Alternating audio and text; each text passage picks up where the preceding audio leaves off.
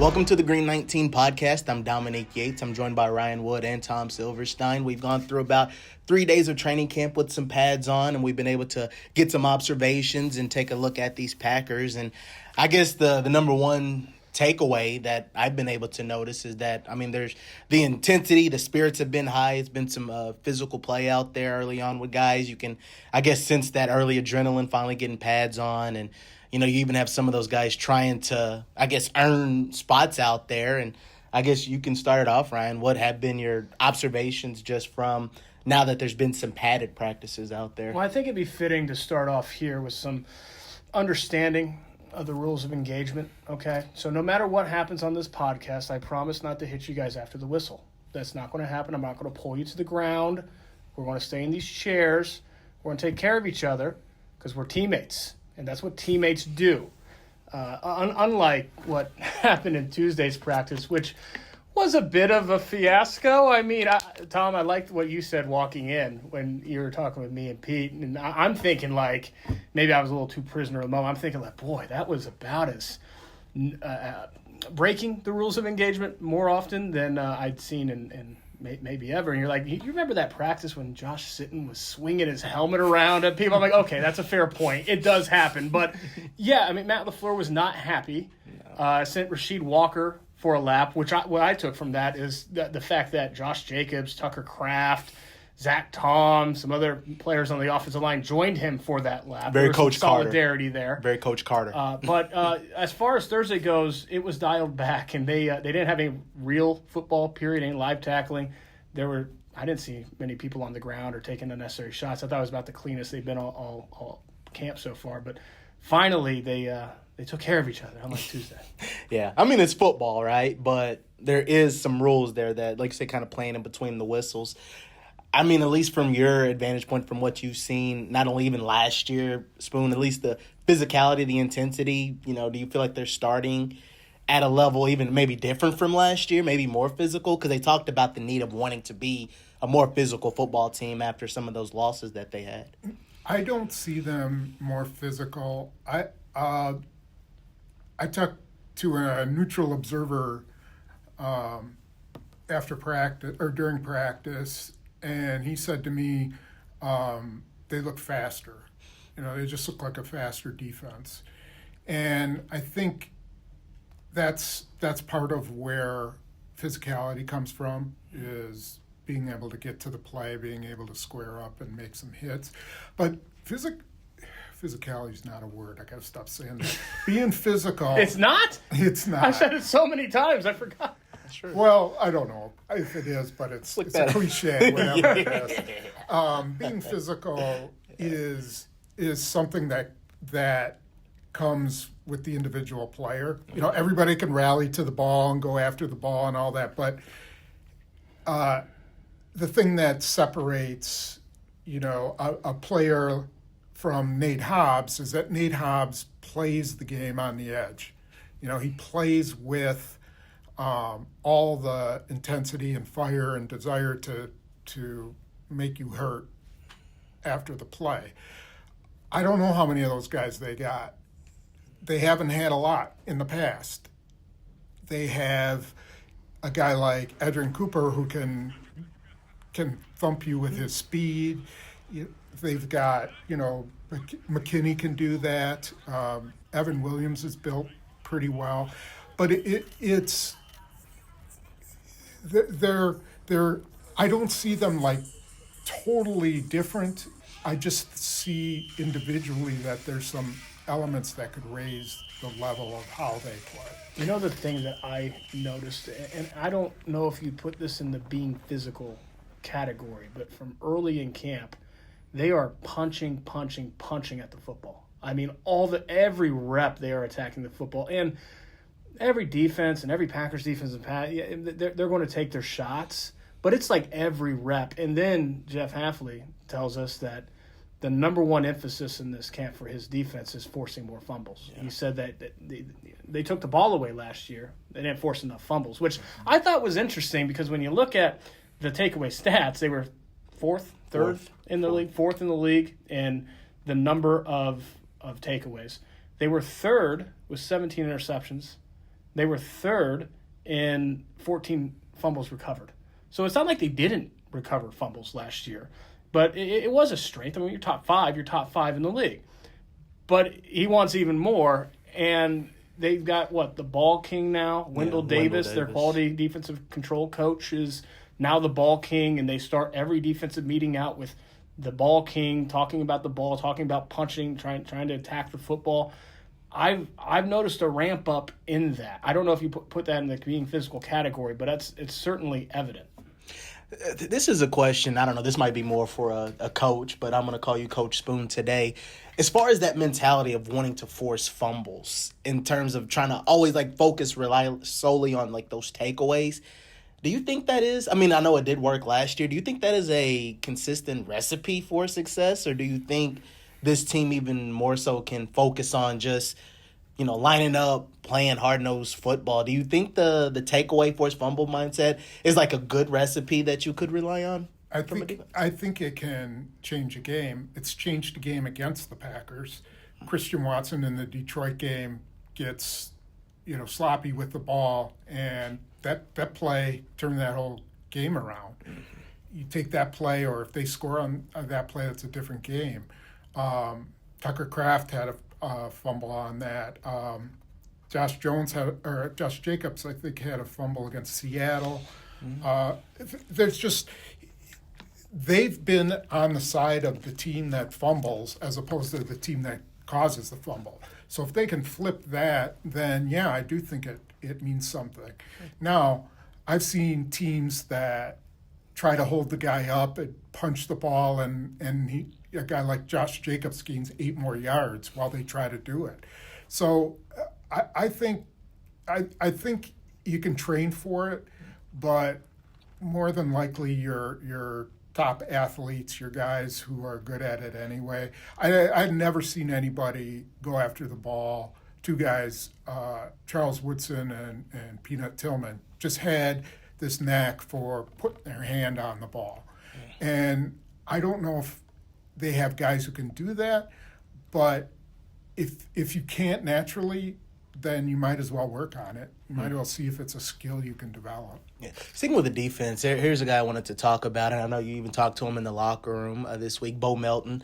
It's really fascinating watching him, because sometimes when I would hear, a wide receiver being moved to corner, that's you're at the end, maybe, possibly, a team's looking to move on from you. But you hear Rich Bisaccia, you hear all these other coaches, they just rave and they love this guy. And it seems to me like they're trying to do everything possible to make him a part of this Packers roster. But what were your takeaways in your conversation with him, and just what they've been, even the coaches, what they've said about Bo out there? 2 things really told me that Bo Melton has a decent shot at making the 53 as a cornerback. And Spoon, if you disagree, just slap me. All right, we're between the whistles right now. Right.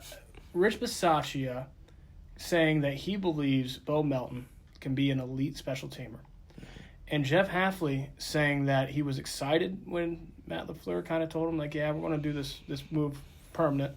But he also was okay, let's take a step back here. Let's understand that this is not something that Bo Melton's going to learn how to do in a week. It might not even be something he really fully grasped in a training camp. This is a very difficult move, but he sees the potential long term.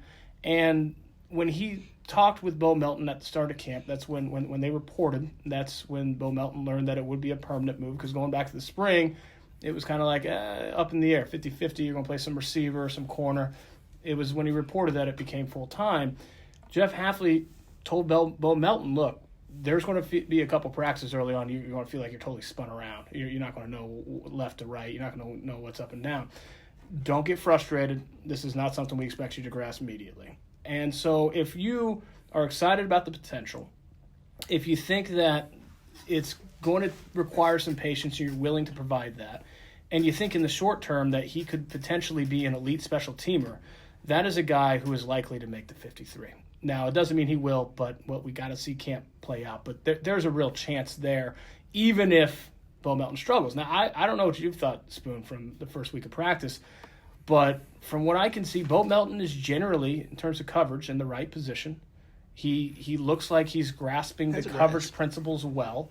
I think that the biggest adjustment for him, and I spoke with Bill Melton about this, is just going to be that it's one thing to be in the right position. It's the other thing to be in the right position and then to play the football and attack the football. Being able to do that as a corner when you're used to just catching footballs all the time from the quarterback running routes and you're the intended receiver, no longer being the intended receiver. It's a totally different vantage point, trajectory from attacking, playing the football than what he's grown up with. That's, I think, the real step for him. But in terms of just being where he's supposed to be, I think for the most part he's there. Yeah. Well, I noticed today that they had him running second team, which was the first time that they've done that. Now, it was just quick. They were rotating the corners quickly. I watched him in one-on-ones. He had a really nice pass breakout. He was right in a guy's grill the entire time. I can't remember who it was. Yeah. But it's I don't put anything by him. The question is, how do they fit him on the 53-man roster? You could only have so many special teams guys, but there is this factor that you keep working that corner, but you could activate him and maybe not necessarily have to have 5 receivers active, that you could throw him. He could be a two-way player, because I don't think it would take much for him to jump over to the other side of the ball and help you out there. So, that's where they could justify possibly having him on the 53 and then maybe on the game day. He even told me today that even now he still doesn't feel like receivers left him. He hasn't been in a single receiver meeting all camp. He's exclusively DB right now. But he said that the only way to really learn a new position, especially that position, is to indulge and immerse yourself in that position. Yeah, so that's the focus. No, right? it's like even now he still identifies as someone who can go out there and play receiver. So I think to that point, Spoon, that there's a lot there. Yeah, I mean, Jeff Hafley said himself, though, DB is the hardest position on the field when you're playing. So I would imagine if you're trying to learn this, you need to spend as much time as possible over there. Before we move to offense, for both of you guys, is there, I guess, what more are you interested in seeing from what the defense does in camp, or maybe a player or players in terms of what they do? I don't know, Ryan, you start off. Is there anything you're curious to see in the Spoon? Well, I think once the preseason starts, some of those guys up front, I'll be really curious, the pass rush. That's the one thing that when it's practice reps, it's tough to really tell, because the quarterback's got a red jersey. They're not hitting that guy. Preseason games, that's when you can actually hit that guy. Lucas Van Ness has had a solid start to camp, but I want to see him in preseason. I want to see when it's live what happens there. Some of the interior guys, I don't think like Nazar Stackhouse, guys like that. Warren Brinson, that'll be interesting. I don't think that they're going to be. Baron Sorrell, that's another guy. He had a really nice burst in the backfield today. He dropped, I think it was 35 for a 4-yard loss, and but I don't think he was blocked on the play. But he's a guy that I've seen him line up outside, inside. What can he do in the preseason? Your top line guys like Kenny Clark. That's going to, once the season starts, that's going to be a lot of intrigue there because he had that toe all last year. I don't know we're going to see much of any Kenny Clark in the preseason, so we'll have to wait there. We won't see many of those guys, I don't think. Yeah, I would say the defensive front guys in the pass rush. That's the one thing that, for me, we still need to see more of. Yeah. Anything for you defensively? Defensively, yeah, I think the edge guys, Van Ness for sure. I remember last year being the pass rush was really good in training camp, and they were really getting after people.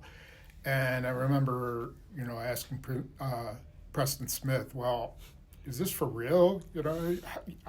How do I know? And, he's like, so you're doubting us? And I was well, like, you're right to. Yeah, well, it turned out, they were really good in training camp. Yeah. And then it turned out to not be so great. So you have to be really careful with assessments. But when you assess in training camp, it's individuals. So Lucas Van Ness is a guy. Want to see more of Brenton Cox. Want to see more of Isaiah Simmons. Want to see a little more of Kalen King. Mm-hmm. Things like that. Yeah. Bullard in the slot. a little more, like really covering wide receivers and not just being a sort of a guy in the box. Mm-hmm. So those are some things, yeah. Absolutely. Let's move into offense. I guess before we kind of dive deeper into, you just say some of the takeaways. I guess the news from this week was Marshon Lloyd.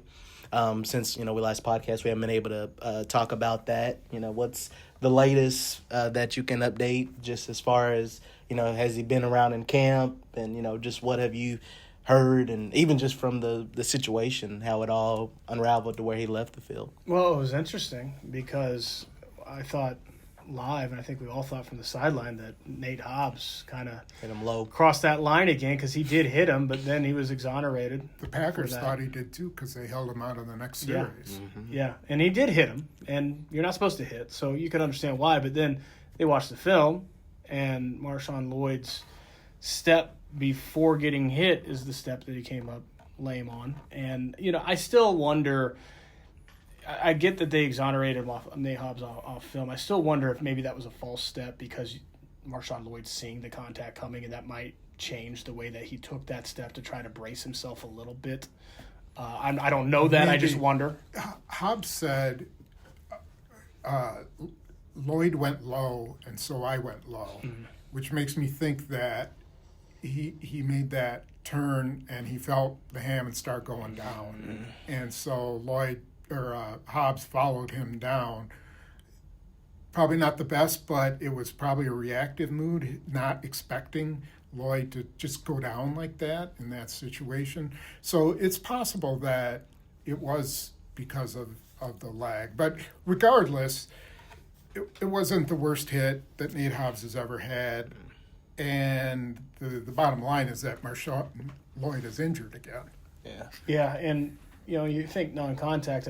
In the way that they were talking, Matt LaFleur, about the adversity, I was wondering if it might be something real serious. Mm-hmm. My first thought was ACL, and it's not that. It's a groin injury. But even still, a groin injury can take time. And he was out there today, though. He was working out. He was working out. They had him moving a little bit. So I get the sense it's not terribly serious. But here's the thing. This guy has had hamstring problems. Yeah. Groins are often connected to hamstrings. And he's been through this whole offseason, evaluate his body, and he got hurt again. That's not a good sign. It's not. No, I was thinking the same thing. Yeah. Matt LaFleur did say that it's not going to be this week that he returns. He's not going to. So he said it's not going to be long term, but the fact that it's, midweek and he's already ruled not the rest of this week, it does make me wonder if this might go to midway through camp. They got to get him in a preseason game. They got to get him at least two. The only thing he's done, he got hurt in that preseason game last year in Cleveland, like on his third carry, mm-hmm. and then he got hurt. Was week 2? Was it the Chargers? Week 2. Colts. Yeah. Colts. He got hurt week 2 against the Colts. And so this guy hasn't played. No. They got to get him on the field. The disappointing thing for him is, I really felt, and I try not to even in practice make much of running back evaluations, because getting tackled is the whole point of that game when you have the ball and they don't get tackled. So, but I thought that he had been running really well. Yes, I thought he broke off some. He had a you could see the burst. That's big, yeah. Josh Jacobs, for all of his greatness, doesn't exactly have that burst all the time. Like, he is a power runner. He will run you over. He will hit his gap very quick. He can break off some runs, but not in the home run hitting sort of way. They saw Marshon Lloyd as kind of that potential home run hitter, that change of pace guy with Josh Jacobs, and you could see that kind of burst. And now here he is injured again. That setback is where it's disappointing. Yeah, so it's going to be. I mean, obviously they've been in this situation all of last season, but I am curious just the dynamic of the running back room. And one thing Matt LaFleur said in terms of what he wants to see from the backups, he's like, well, the same thing I'd want to see from Josh Jacobs. But I don't know how much you've been able to observe, what have been just those impressions on, Emmanuel Wilson, Chris Brooks, even the newcomer, Israel Cabanata. He had a nice run today. He did. He blasted through the middle. Yeah. He's really fast. But to me, the whole Marshon Lloyd thing means pretty much locked Emmanuel Wilson into a roster spot because you can't go in to the season with Marshon Lloyd as your number 2. And Chris Brooks isn't your number 2. So Emmanuel Wilson's a pretty solid back. You know, he ran the ball pretty well and had decent numbers. I think that injury to Lloyd earned him a spot on the 53. So, and then it's they'll keep Lloyd, and then do they keep Brooks? I think that's the question mark. Did you think there was any much doubt there with Emmanuel Wilson getting a roster spot going into camp? I thought if Lloyd was just off the charts that they could maybe go without him and use Brooks as sort of the fullback type, and because I don't know that Emmanuel Wilson's going to be a 1,000-yard rusher or anything. He's good in the Packers system. He's got some talent. There's no question. But if Lloyd was going to just tear it up, then there's a chance he wouldn't be there. Yeah, I kind of looked at him as he's that known quantity. Yeah, he had a really solid year last year, and the reliability, the durability. I thought the question was, more they're going to probably keep 4 running backs. So because Chris Brooks is that fullback type role that I think Matt LaFleur really covets in his system. Although, sorry, I don't mean to interrupt, but don't forget they use their tight ends that way. So if they decide to keep an extra tight end, that could eliminate the fullback. John Fitzpatrick had a fullback rep today with on a keeper for Malik Willis. I thought that was interesting. So that maybe it comes down to a Chris Brooks or John Fitzpatrick. Like, who do you feel better on special teams? Who do you feel fits that fullback role more? Because they're 2 different positions, but they can both do that. But I really did think that there was a real chance that they'd keep 4, and we'll see when Marshon Lloyd gets back now, right? But if he's back sometime in camp, I still feel like there's a real chance for 4 running backs. I want to talk about the tight ends as well, because I know we mentioned a little bit, but especially on Thursday, a guy who stood out was Luke Musgrave. It was a very active day from him. But honestly, he's been a consistent guy throughout camp from what I've been able to see. Made some catches, and it just seems like he's healthier and in a good place. And we spoke to him in the locker room, and he said one thing he did this offseason, he did Pilates. His wife is a Pilates instructor. I can only imagine what it'd be like to see an NFL tight end and just a group of people going through Pilates. But he said he's in a good place, and again, you're seeing just some more of that, just a different weapon and a different piece. We've talked about that tight end system, just, what have been the observations just on that tight end room with Musgrave, Kraft. But even on this Thursday, you saw Ben Sims. You mentioned John Fitzpatrick, guys getting involved, but in particular, Musgrave and Kraft. Musgrave had a good day. He owes Jordan Love a beer for that throw he made that somehow got over Xavier McKinney's hand and beat Valentine. Yeah. That throw it was coming right at me, and I that could not have been a better throw. If he just walked up there and threw it to him. But Musgrave, to me, until I see that guy running down the seam with big gains, that's who he's supposed to be. Some of this stuff on the outs and whatever, I think a lot of guys can do that. I want to see him make big plays. That's what they drafted him for, because they thought he could run past people. So until I see that, I'm not really enamored. Tucker Kraft is their guy, and he could be their number 1 receiver this year. I mean, really, I think that's a strong possibility. He could lead the team in receptions. Yeah. So, are you kind of in the same boat, just like with Musgrave, just got to see it? With Musgrave, I think that what has been impressive with him is that his first 2 years from an injury standpoint, you could not have scripted any worse.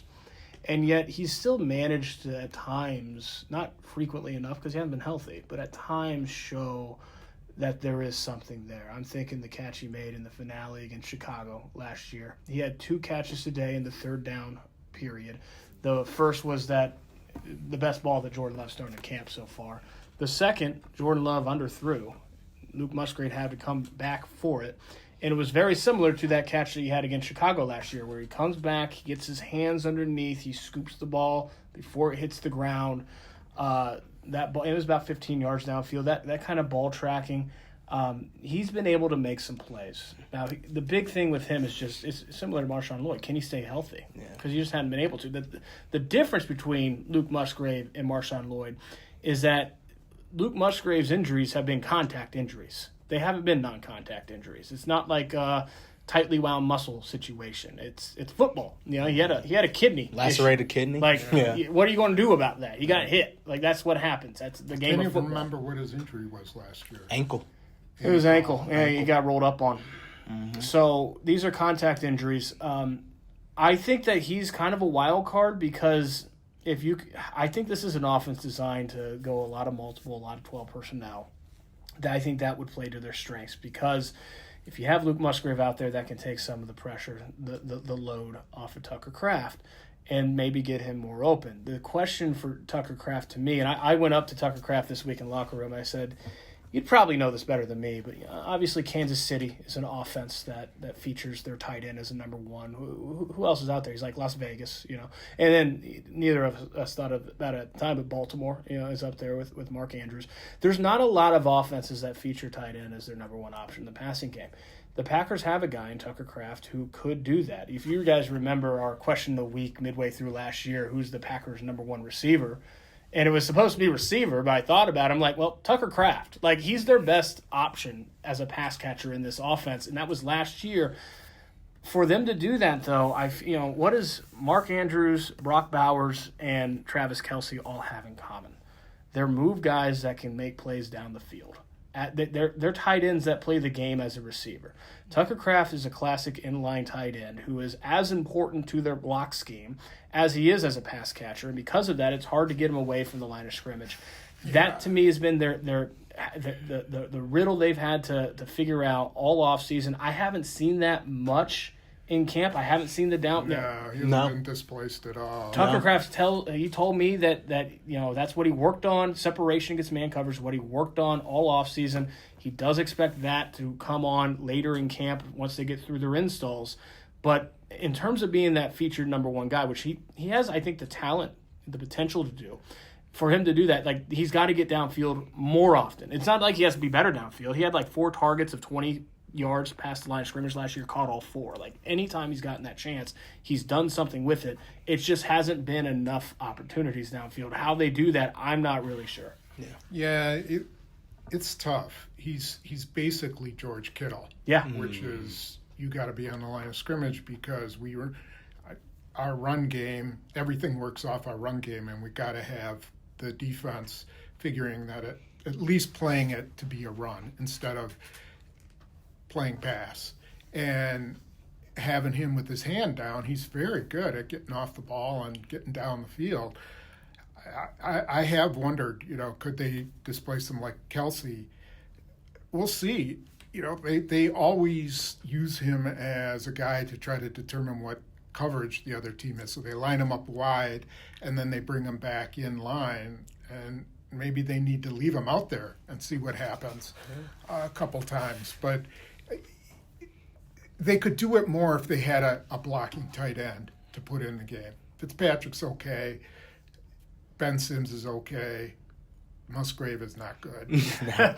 No. So, unfortunately for Kraft, the times he's going to be out in the slot is going to be probably not great. Because the question is, what are you losing with blocking when you do that? Yeah. Right. He's so important what they do blocking. Play action, it kills you. He's so good at coming across the formation on the bootleg. That's an easy 8-yard gain for them most times. Yeah, but it is ironic because Musgrave said that the 2 biggest things he focused on this offseason besides being healthy was run blocking. So we'll see if that we'll see if it translates. It's like you say it, but we'll see if it translates. As we wrap up and talk a little bit more about the offense, just a couple of quick points. Offensive coordinator Adam Stenavich also talked, as well as Jeff Hafley. And I guess the big takeaways from him, he talked about the offensive line. And I was fascinated in just their mindset and their approach with this because, you can pencil in Elton Jenkins at center, Aaron Banks, but it seems like, and Zach Tom at right tackle, but it seems like after that, that's about it. Like, those guard spots are open. Left tackle, that is an open There's a competition now. There's a competition now. With Rasheed Walker. After Jordan Morgan got all the snaps on we're talking on Thursday? Yeah. It's Thursday? Yeah, We're firmly in the I have no idea what day it is portion day. of my calendar. Last day of July. Yeah. But I guess, just what are your thoughts on just that? Not only just what that competition looks like, but he made it sound like he doesn't care if it's week 6 or something like that. We're still rotating guys. We're still throwing out different bodies. It doesn't seem to bother him at all in terms of having, like, here's my guys. I'm going out there keeping that continuity. Yeah, because I asked Adam Stenavich, when ideally do you need to know what your best 5 is going into the season? He's like, we really don't.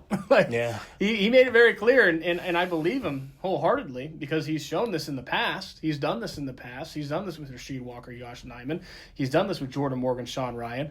He said rotations are a thing, A lot of offensive line coaches don't want to get into a rotation. They want your best 5 and just never leave the field on the offensive line. Adam Stenavich, Luke Butkus are not that way. They are totally open to rotations. They've done it before. It sure sounds like they're very open to doing that again. So I don't see Jordan Morgan taking all the left tackle snaps starting week 1 or maybe even week 4. But I don't know that Rasheed Walker's going to be taking them all either. That might be a rotation. There might be a rotation at right guard.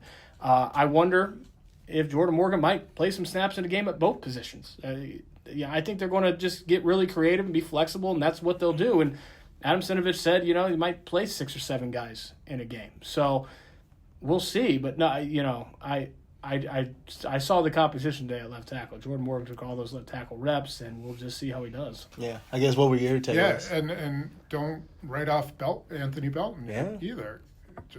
He's so massive. It's hard to get a feel for how he's doing because it's hard to focus in on the pass rush, especially when he's at right tackle and he's away from the formation. But I'm really curious. I really want to see him in a preseason game. And see if he's moving people, if he's engulfing people. You throw him in there, and all of a sudden, that's another factor. Travis Glover, for all the heat he took for the Eagles game, is a pretty good player. I think there's some potential there, and how they use him, too. He could be right guard. He's played a lot of right guard since he's been here. So, yeah, I think that'll be the most fascinating thing is who's the starting 5 come September 7. Or the starting 7. I mean, when Adam Stenavich says 6 or 7 players, that's Zach Tom, that's Elton Jenkins, that's Aaron Banks, that's Rasheed Walker, Sean Ryan, Anthony Belton, Jordan Morgan. And that's 7 guys right there. If you throw in Travis Glover, maybe that's 8. Jacob Monk. Yeah, Jacob Monk's got a lot of reps. Like, there's depth here. I don't know the quality yet for all that depth, but there is a lot of numbers. That's the $1 million question, right? What is the quality of depth? Because in Philadelphia, we learned there was not much quality. There was quantity over quality. Yeah. Well, what Philadelphia taught us was that you lose Elton Jenkins and you're toast. That's what happened last year.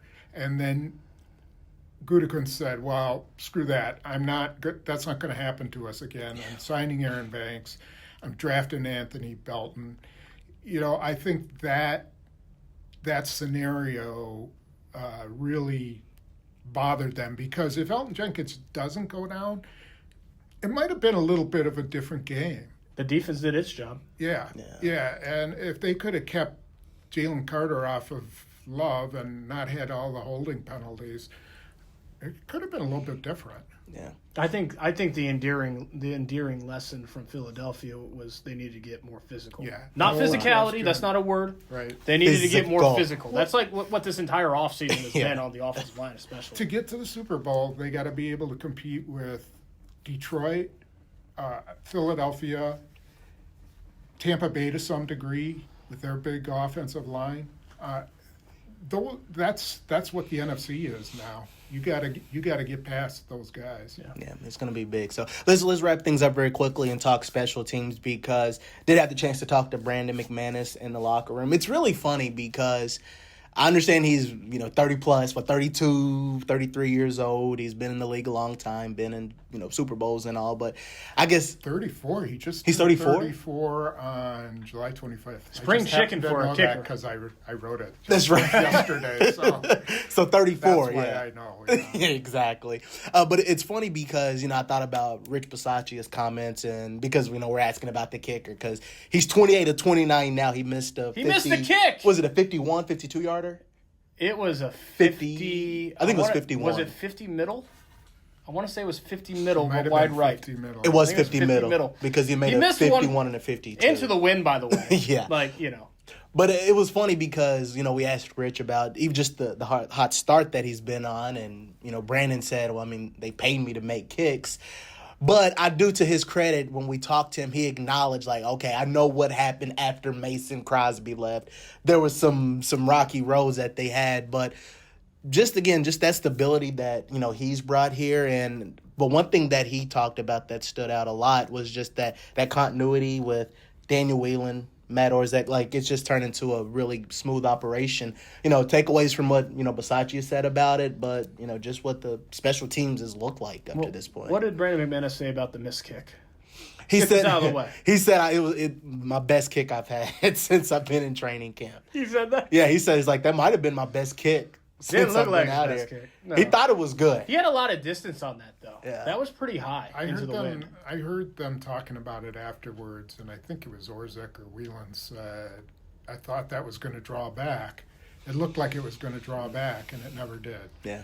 So it's funny that the thing we're writing about now is when a guy misses. One kick. His one kick. Yep. That's so we get on him for his one miss. So but things have changed. Yeah, I joke. He's 28 of 29. Yeah. Mason Crosby's never been that good in camp. And Mason Crosby was a damn fine kicker, but he's never been that good in camp. Like that, it is hard to emphasize just how good 28 of 29 is. Even today, which was the windiest day of camp so far, not that we minded on the sideline. That was nice, wasn't it? Yeah. Just kind of have that cooling off effect. That was nice. Except for that damn smoke. The air quality is awful. I know it. When you can't see the Legacy Hotel from the sideline, that's a problem. That's true. I was really wondering whether LaFleur would take him inside. It was bad. Because that's not great for your lungs. No. For any of us to do it, but I suppose they're better athletes than we are. So even today, when the wind was at its fiercest, it was steady. He misses 50 middle, and then he makes 51 and 52. Just right down the different hashes. No issue. Everything hits the net, so you have no problem figuring out whether he made it or not. From our standpoint on the sideline, sometimes it's hard to tell whether he made it, especially if it goes over the goalpost. But he just puts everything in the net, and so it's like easy peasy. That 51-yarder cleared by maybe 3 yards, right? Yeah. And so Pete Doherty saddles up next to me before he kicks from 52. He's like, what do you think? You want to make this? Have the distance? And I'm like, well, just barely based on the last kick. And then he makes 52 by a few yards. It's almost like it's just target practice for him. It is. Bottom line is that this is a kicker who's completely locked in the zone, and we don't have to rail against bad kickers, which makes me very happy. I guess they probably don't care that the Irish guy is in an ice facility somewhere unable to be contacted. Maybe they don't need, but they do. They do need to back off on. It just got real there. That is true. They need to. You don't want to overkick the guy. No. So 29's a lot through a week, isn't it?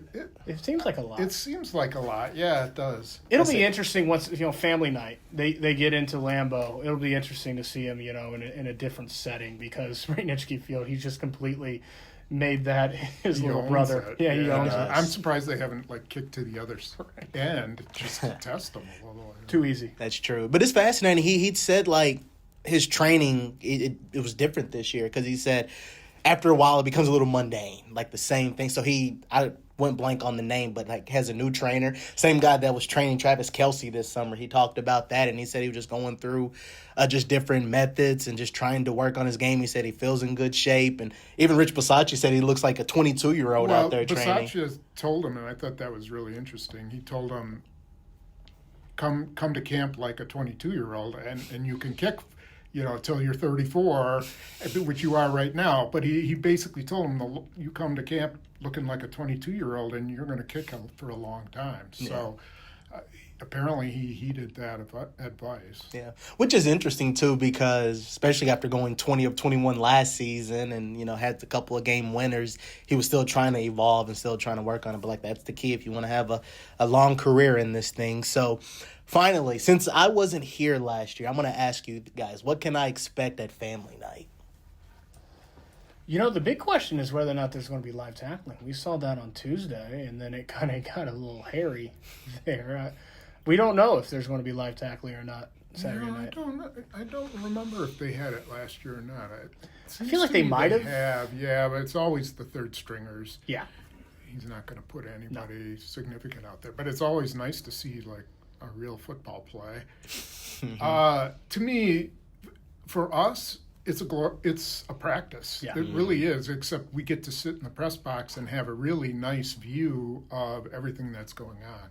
For fans, it's a big old tailgate, and I can't imagine them being more bored watching a practice than they are, but they're not watching the practice. The fireworks. They're there for the fireworks. Yeah, the fireworks. The players are there for the fireworks too. Yeah. Oh, that's two things about family night. That is the one practice every camp where my back doesn't hate me after, because we get to sit. And it's also the deadest locker room of camp every year, because players are sprinting from the locker room out to the field to see the fireworks. I'm always like, dude, you haven't seen a fireworks before? Where were you July 4th? And I'm like, come to my neighborhood. They're still shooting stuff off, and you can I do not like fireworks either. Yeah. So. But, it's a unique environment for a practice, for sure. Some of them get to bring their kids. And stuff like. That's always neat when they bring the family out of the tunnel onto the field. But it's a unique environment. It's, I don't know if it's 80,000, but 70,000 fans for practice inside an NFL stadium, and it's Lambeau Field, and I just like that I get to sit down. Yes, and not breathe in the air. No, that's going to be really nice. It was really funny though, because I went back and looked at the video I shot from practice. You can just see a haze around the players from that air quality. It is. So that's going to be something to monitor for sure. And like I said, have family night on Saturday, and they'll be getting closer and closer to August 9th for that first preseason games. I know, right? Take a deep breath. It's here now, Spoon. No turning back. No turning back. It's just going. This is usually. I always thought like the third week was the grind week, but I'm sort of feeling it now because there's been how many practices this week, and it's just kind of been day after day after day, and we've had one day where we didn't have to be out in the getting baked. I'm not complaining, but it's just been different. It's been different. It's interesting that you say that, because for me, it's always been the first 2 weeks of camp are the dog days. That's the grind, because after that, you have family night, obviously, at the end of that second week. And then you're into more of a repetitive type schedule with the preseason games, and you get into that. Get some off days, too. Those first 2 weeks... That's when you're white knuckling a little bit, and we're in it right now. But some off days coming up. I always tell people going back to work is like jumping into the deep end. There's no like wading into the shallow end. We go from vacation to boom. That's true. That's true. When I try to explain kind of my calendar year, my schedule of people, I say there's 2 times a year where it is just a whiplash transition. It's at the start of camp when you go from 0 to 100 miles an hour in a day, and it doesn't slow down. And then the end of the season. Exactly. Where you're 100 miles an hour to slam the brakes. Right. Yeah. And I've got the postseason grade series now, which kind of helps me to ease into that transition a little bit, which I enjoy, because otherwise it's just such a whiplash where you're just Well, for how many months? August, September, October, November, December. Let's count 6 months. You have this routine of being at a certain place at a certain time every week, every day of every week. Yeah. And then, bam! You can point to the schedule, like in our livelihood. You can point to a day on the schedule and even a time. You can say, okay, I know what I'll be doing at that time. Yeah. That's how repetitive and regimented the NFL is. True. And then you have those 6 weeks and 6 months in the off season. We're like, I don't know. That is it's all true. up in the air. But I will say, though, after spending a month in Kentucky, where in the morning I watched Bluey with my nephews and in the evening watched Young and the Restless with my mom, I was ready for football. I don't know how you handle this, Spoon, but I've gotten pretty good. Those 5 weeks between minicamp and training camp, I make it a point to do nothing. I make it a point to be so bored that I'm watching the paint dry just to recharge. Because once that first day comes, it's over. It doesn't stop. And those first 2 weeks are the toughest, right? You got to like have that energy to get through it. I have a routine. Like I get up, I eat breakfast, I go to the couch and I watch Gunsmoke. There you go. On Pluto, like for 2 or 3 episodes. Then I decide if I'm going to go into the garden or if I'm going to walk the dog or, if I have a game that night, I'll start working on the lineups. But I don't even want to look at my phone during that time. Oh, it was beautiful. I love not being on the phone, not worried about social media. I was like, the Packers this offseason did nothing but get married. I said that's all I needed to handle. Didn't have to deal with anything else. So I had no complaints this summer. But, I'm not watching The Young and the Restless anymore. Jordan Love did tell me that he had a wonderful time at his wedding. He said the drinks were flowing. It was a good time right there on the. They had In-N-Out Burger too. Yeah. But did you see the plate, like the dinner? I happened to see it because I follow him on Instagram, and I was looking at the plates of dinner, and I'm like, what the hell is that? It was like this tiny got to ask him about it. Ask him about it. I don't know if it was a vegetarian or if it was some sort of weird California fish or something, but I was like, who's going to get full on that? No. Well, they did have a lot of cake. That's what the drinks are for. You can say, well, they had In-N-Out Burger. I saw one of and those Pizza pictures. Hut, Yeah, right? so that's the key. After a couple of cocktails or something like that, you're going to want a cheeseburger. Give me a buffet. Okay. Give me a buffet. With really bad mixed vegetables, and soggy green beans and meat and veggies. Can't go wrong with the meat and veggies. All right, let's wrap this up and let's get ready for family night coming up on Saturday and get ready for another week and head into preseason. But with that said, we thank you all for checking out the Green 19 podcast. For Ryan Wood, Tom Silverstein, I'm Dominique Yates. We'll see you next week.